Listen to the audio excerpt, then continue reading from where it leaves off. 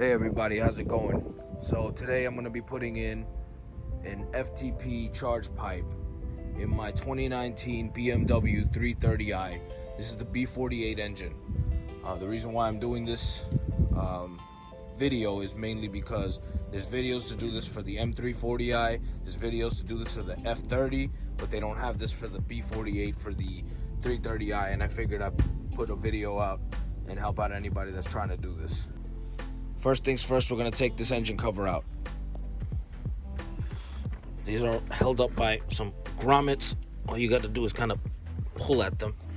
I'm holding my phone, so kind of get it the best grip up. There we go. And there's, I think, 4 of them.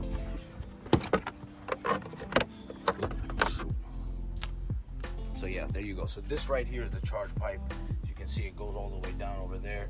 This intake is going to get in the way, which I'm probably going to change later. But right now I'm going to change this charge pipe. So I don't know if you can see it. So this right here is the charge pipe, and it goes all the way down under over there. I'm going to zoom in. But that's where it connects to. This is where the top of that connection is. And I think the best way to get down there is to definitely take this air box out.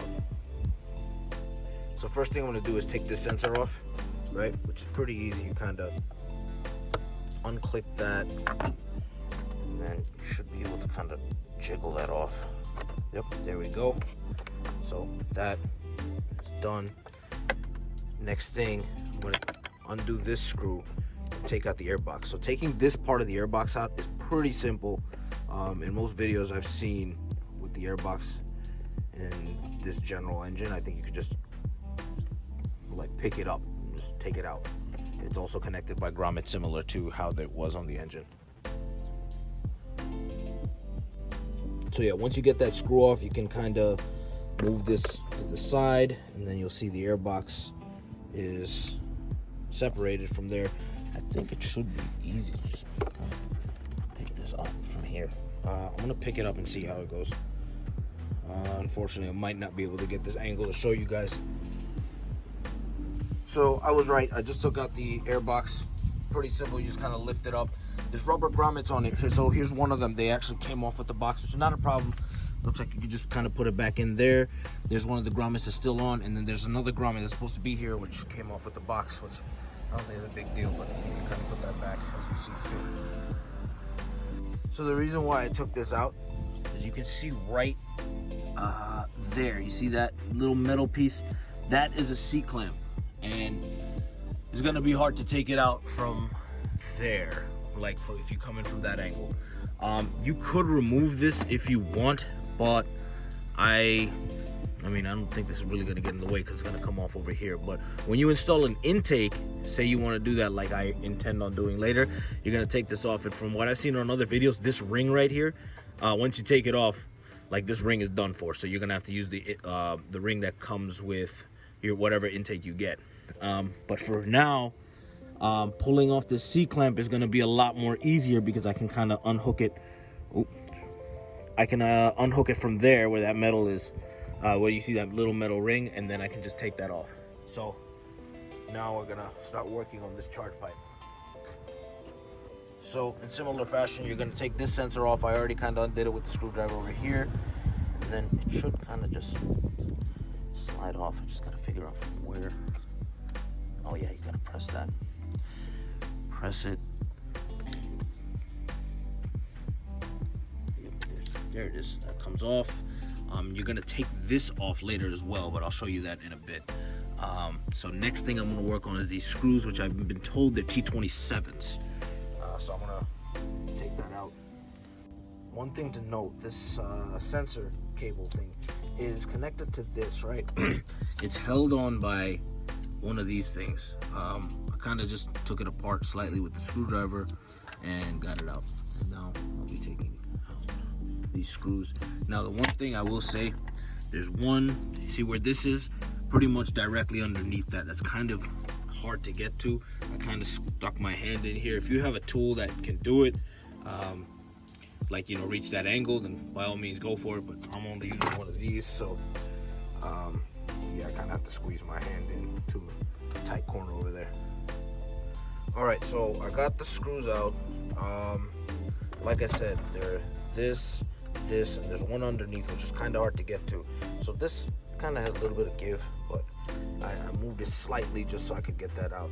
Now, there's one thing I forgot. I didn't even notice. This sensor right here also needs to be disconnected.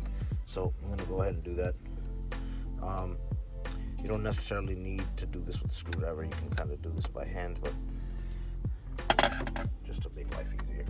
So I'm gonna take this sensor out. Now, here's the thing. I have a JB4 attached to my car, so it would actually be this sensor, but it doesn't really make that much of a difference when you're taking this out. Press out, and there we go. So this should come out, I think. Yep, got that. Nice. So yeah, that orange ring is part of this right here. And now I'm going to work on getting that C-ring out. So here's the part that's might be the most difficult part of this installation, is taking this off, right? So I already tried to kind of loosen it a bit.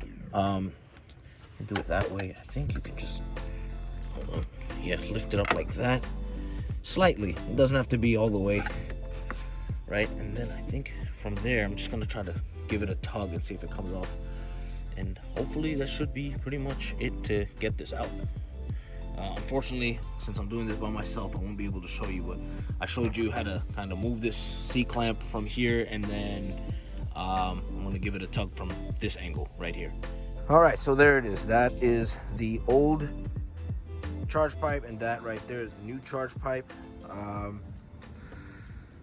This was kind of tricky to get out because of the angle that I was taking it out from. You kind of gotta twist and turn and kind of move things out of the way slightly. There's a big hose at the bottom that you kind of have to watch out for. I was trying, you know, to make sure I wasn't, you know, moving that too much, because I don't really know what that is. But this was relatively easy to take out, I'd say. I think what I'm going to do, since the FTP one comes in 2 pieces, I'm actually going to put it in piece by piece, because taking this out was kind of annoying.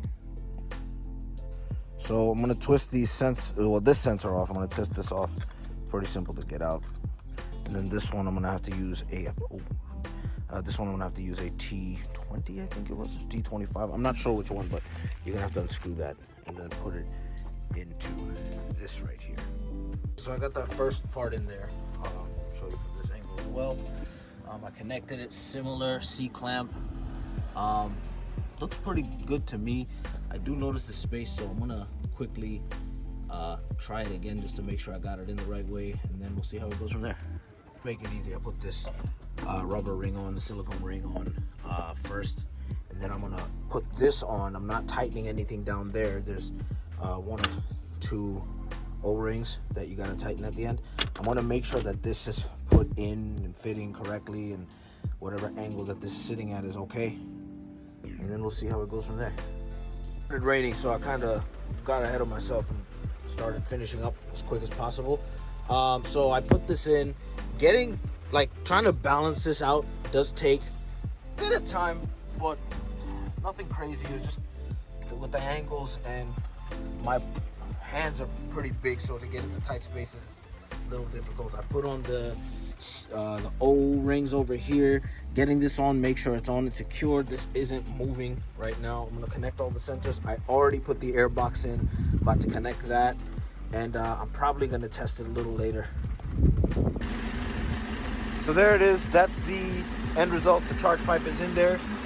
Everything's working. It started raining by me, but I did take it out on a quick drive. Everything seems pretty legit. There's no real gains coming from this. The whole purpose you want to change a charge pipe is because the OEM one that BMW provides is made out of plastic. This one's made out of metal, and the plastic one is known to break under increased boost. And I didn't want that. I wanted to turn my JB4 up a little bit, so I decided to get this. So if this video helped you, like, comment, and subscribe. And I'll put the link for the FTP charge pipe in the description below.